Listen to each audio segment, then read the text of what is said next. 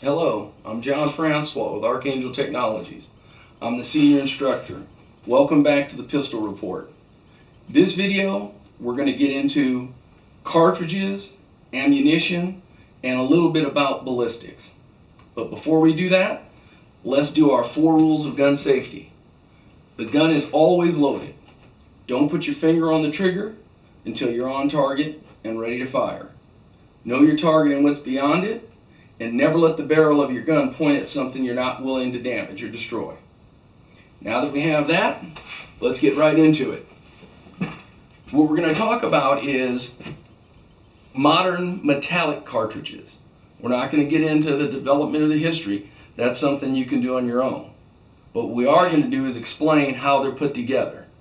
In this picture, you see that it is a cartridge. A cartridge is the primer, casing, propellant, and projectile put together. That makes a cartridge up.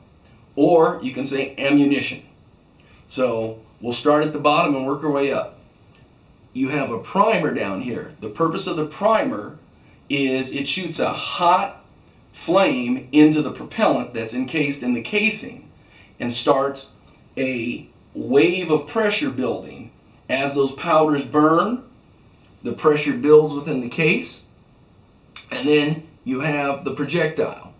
The projectile, lead in this instance, and it's jacketed, and that's why this is a jacketed hollow point. And all the jacket means is that it's a copper in this one coating or layer of metal over the lead. So the jacket is usually a harder metal than the lead, so that when it encounters a barrier or encounters a target, it has more of a chance of penetrating before it starts to deform. So once again, the primer, the propellant, and for those who are more advanced, you know that the size and shape of the granules of the propellant can have a distinct effect on the performance of your bullet. But for those who aren't familiar with that, if you get into reloading, you'll learn a lot about it. But for now, you have the shell casing.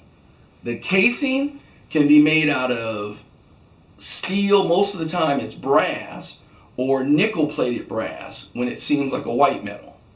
But they have to be strong enough to contain the rapidly expanding gases and pressures.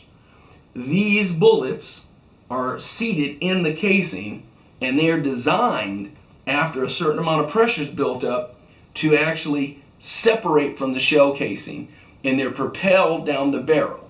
And as they're propelled down the barrel, these gases are still expanding, and that's where you get your velocity and your barrel flip, and all the recoil comes from those rapidly expanding gases that are forcing that bullet down the barrel.